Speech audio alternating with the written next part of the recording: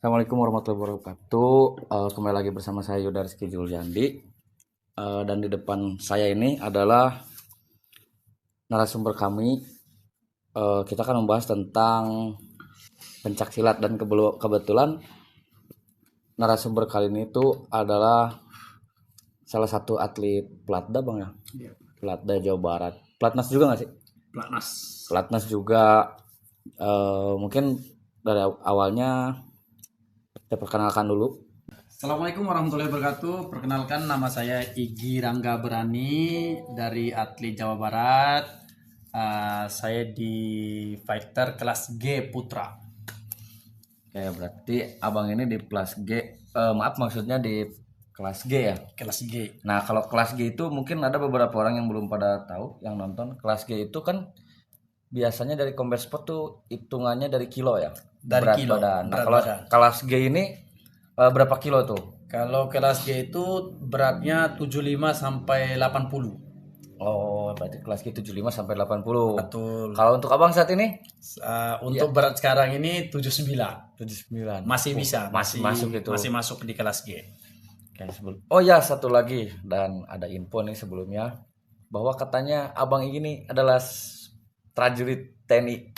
Betul. Mantap tuh, berarti udah bawa bendera Indonesia itu bukan cuma di kancah olahraga ya. Mantap. Untuk kedinasan masih di Jawa Barat juga. Dinasnya saya di Bekasi tapi masuk di daerah Jawa Barat dia. Oh ya, benar. Bekasi masuk Jawa Barat ya. Betul. Nah, paling nanti kita lanjut ke pertanyaan selanjutnya tentang pertama kali mengenal pencak silat dan apa yang menarik buat abang nih. Abang jadi kenal pencak silat tuh kapan mulainya dan kenapa harus pencak silat? Kan banyak, ada boxing, ada kickboxing. Boleh tolong diceritakan sedikit? Oke, dulu saya memang tertarik di pencaksilat ini dari gaya. Kalau silat ini berbagai macam berbagai macam bentuk dia.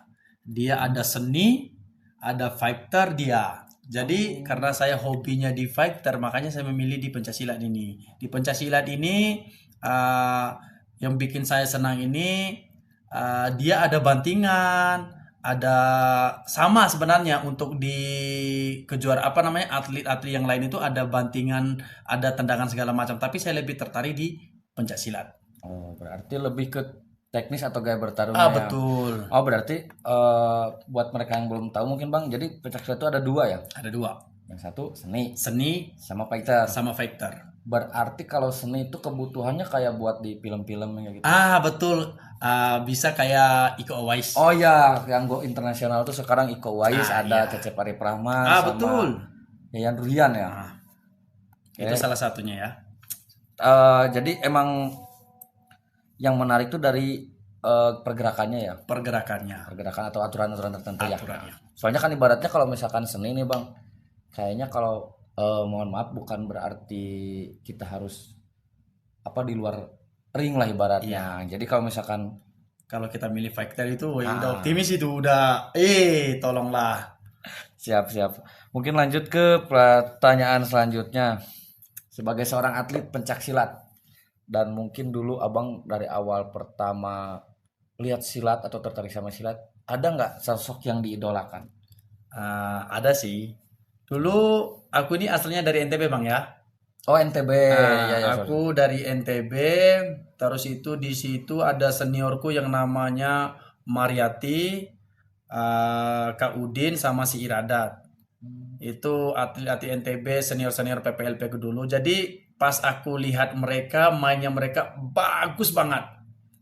Jadi aku tuh termotivasi, terinspirasi gitu. Wih, kok bagus sekali permainannya mereka seperti itu. Makanya aku ingin mendalami gimana caranya aku bisa ikut jejak-jejak beliau seperti itu. Berarti kan kata abang itu karena ngelihat idola nih. Jadi pengen masuk atlet. Betul. Berarti sebelum abang masuk atau terjun di dunia pencak silat ini sebelumnya juga udah sering lihat pertandingan ya? Kalau untuk lihat pertandingan tidak. Oke. Aku orangnya awalnya hobi kelahi kampung. Oh, oke. Hobi yang namanya kelahi gitu ya. Kenakalan remaja ini. Kenakalan remaja. Karena dulu di sekolah itu aku sering masuk BK. Gara-gara berantem terus. pukul orang ke apa ke gitu. Jadi ada salah satu dari guru yang panggil, oh ini nih ada atlet, ada brosur pencaksilat ini, kamu daftar dulu. Nah, pas pertama aku lihat orang tanding pencaksilat, oh ternyata silat ini bagus juga gitu. Jadi kalau kami dari NTB itu kalau kita mukul orang ujung-ujungnya visum minta uang. Iya, benar, benar, benar. Nah pas aku masuk pencaksilat, aku senang yang namanya pukul-pukul nih. Nah, Nah, di saat aku bertanding, orang kena sakit segala macam, jadi nggak ada visum segala macam, ya udah lebih lebih senang aku gitu. oh, jadi ibaratnya urusan di ring selesaikan dulu. Selesaikan ring, seperti itu. Berarti nih abang juga termasuk nakal mungkin ya dulunya. Kalau dibilang nakal sih ya nggak tahu sih ya, mungkin orang-orang yang lihat Boyka apa gimana ya, begitulah kira-kira ya. Oh ya, satu pertanyaan tambahan. Abang itu kan kayak di mungkin nama panggung ya kita bisa panggilnya. Abang Boyka itu kenapa? Setahu saya soalnya kan Boyka itu yang ada di salah satu film action jauh Eropa ya kalau nggak salah. Jadi yang namanya Boyka itu memang asli namanya aku ini Igi Rangga Barani. Nah dalam orang-orang kampung ini, kami kan orang-orang kampung ini, anak kampung kami ini nih. Jadi mempunyai nama kedua atau nama backing gitu ya, nama panggung. Nama panggung lah gitu kan. Jadi aku tertarik dengan nama Yuri Boyka. Ada itu yang berarti di film itu kan? Di film itu. Yang pemerannya Scott Adkins. Betul. Oke. Aku tertarik sekali dengan perjuangannya dia, dengan posturnya dia segala macam. Aku suka banget gitu. Dengan cara tandingnya dia, cara perjuangannya dia, udahlah seperti itu kira-kira. Jadi terinspirasi juga. Betul. Makanya buat yang belum tahu nanti dikasih fotonya. Bang ini juga Bang Igi tuh badannya kayak Yuri Boyka ini. Roti sobek perut. Baik Bang, pertanyaan selanjutnya. Dalam berkarir di dunia pencaksilat dari awal latihan, dari semua itu, tantangan terbesar menurut Abang itu apa? Tantangan terbesar bagi saya sih ya melihat saya kemarin kalah di kejuaraan dunia, saya peringkat kedua. Nah, dari lihat ke internasional saya juga baru-baru nih. Baru-baru nih Bang ya, baru-baru ngerasain tanding ke internasional, ke contohnya kemarin kejuaraan dunia di Abu Dhabi sama di Dubai, saya juara 2 terus, peringkat kedua. Kalau juara itu kan cuma 1. Iya, betul. Nah, disitulah tantangan terberat bagi saya, gimana caranya, dan caranya gimana itu saya bisa naik di podium nomor 1. Dengan caranya gimana? Proses latihannya saya.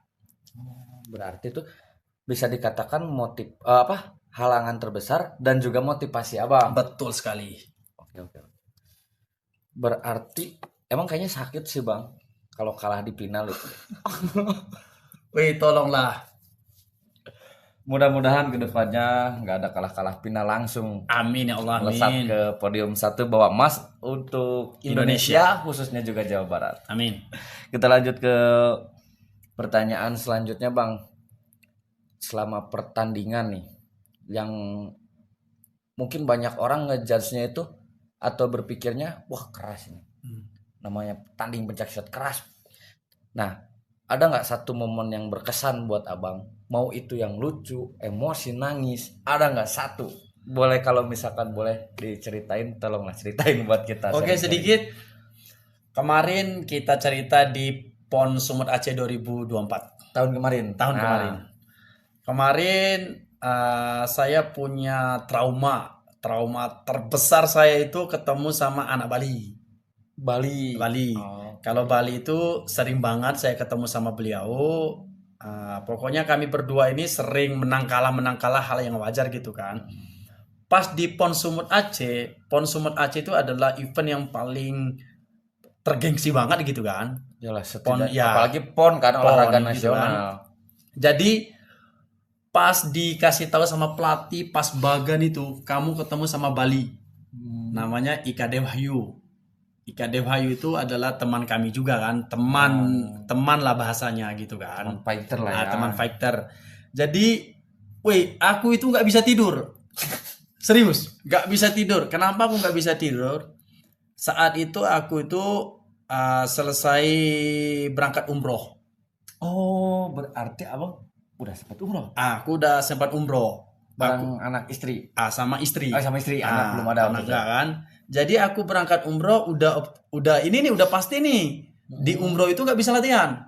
Ya, benar. Betul nggak? Benar. Kita di sana untuk ibadah. Ibadah kita di sana kan, tapi saya paling bisa di sana itu pas di umroh, di dalam kamar aku push up, skipping, hanya segitu-gitu aja lah gitu. Tapi tetap tipis-tipis. Tipis-tipis gitu kan. Gimana caranya saya bisa mengeluarkan keringat segala macam, dan ada program nih dari para pelatih gitu kan. Jadi aku juga itu selalu memikirkan lawan-lawanku. Jadi kalau udah PON itu Bang, udah nasional itu lawan-lawan kita orang-orang hebat semua. Pasti mereka terbaik di daerahnya Betul, masing-masing. terbaik di daerahnya masing-masing, terpilih malahan kan, diseleksi berapa kali sudah itu di daerahnya kan. Nah, ketemulah aku lanjut singkat cerita, aku pulanglah dari umroh. Pulang umroh langsung aku berangkat ke Sumut. Sedangkan rekan-rekan aku udah di tim Jawa Barat nih udah di Sumut. Oh, jadi abang nyusul. Aku nyusul Karena baru pulang umroh. baru pulang umroh, istirahat sehari. Paginya aku pulang umroh, malamnya aku berangkat. Subuh aku berangkat kan. Berangkat terbang ke Sumut. Nyampe di Sumut sehari doang ini. Sehari doang aku ini latihan di Sumut bareng tim. Itu pun berarti yang latihan normal ya. latihan normal biasa gitu kan. Udah nyampe, besoknya dibagikan jadwal, dibacakan jadwal. Kamu ketemu ini, kamu ketemu ini, kamu ketemu ini. Sedangkan dalam 14 hari, ulangi, 10 hari kalau nggak salah aku umroh itu kan. 10 hari atau 11 hari aku di sana nggak latihan. Ketemu langsung orang hebat. Yang sebelumnya juga udah pernah ngalahin abang. Yang sebelumnya di PON Papua dia pernah ngalahkan saya di final juga. Pasti sih bang. Weh, langsung ini. Nah, pas udah ketemu, dibaca sama pelatih, kita briefing segala macam sama pelatih, dibaca ini, Igi, kamu ketemu sama si Wahyu. Weh, langsung. Tapi aku percaya sama Allah gitu kan. Aku percaya betul, aku berdoa di Ka'bah itu, aku berdoa memohon sama Allah, semoga saya diberikan kemudahan, kemenangan, dan bisa meraih medali emas untuk Jawa Barat. Saya selalu berdoa di Ka'bah seperti itu, dan saya berpikir nih, wih, doaku ini meleset ini. Kok bisa meleset gimana ini? Aku mikir ini, si Wahyu ini ketemu aku di final. Ternyata ketemu di perempat. Oh, di perempat final. Perempat final itu pengisihan malahan. Pengisihan. Kalau nggak salah itu, weh, nggak bisa tidur aku sampai jam 2. Pasti sih, karena sebelumnya kan pernah ketemu, pernah dikalahin segala macam kan, terus ketemu di PON. Ini pun kalau di PON ini aku kalah sama dia ini, aku nggak dapat medali, nggak bawa medali. Singkat cerita, mainlah kami besok.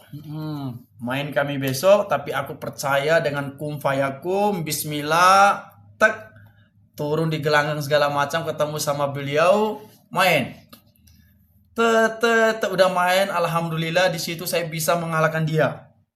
Wah, berarti dia kalah itu. Dia kalah.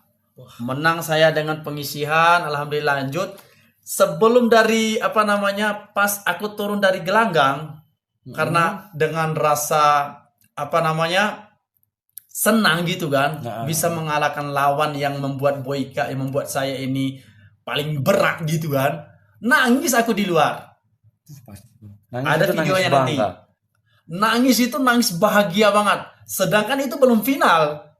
Tapi ya karena lawannya itu kan. Karena pemikiran lawan yang paling terberat adalah dia, sama banyak sebenarnya lawan-lawan itu berat-berat semua. Tapi kan kita kan ada bagian bawah sama bagian atas. Nah, bagian atas bagi saya itu orang-orang berat semua. Nah, jadi pas aku salah satu mau bisa mengalahkan dia itu, nangis aku.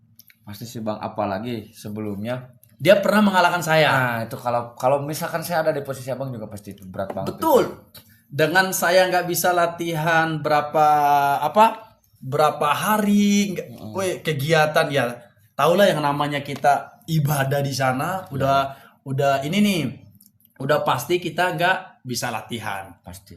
Nah, ya meskipun ada program ya kan. Betul. Nah, seperti itu. Kalau untuk yang membuat saya yang ditanya pertanyaan abang tadi ya Berkesan itulah itu kan, berkesannya di situ paling banget. berkesan. Betul. Soalnya kalau amit-amit ya seandainya kita kalah lagi, wah ngeri ya Weh, itu Bang. mungkin kalau dibilang mau pensiun tidak. Aku lebih kalau aku orangnya pantang mundur, Bang.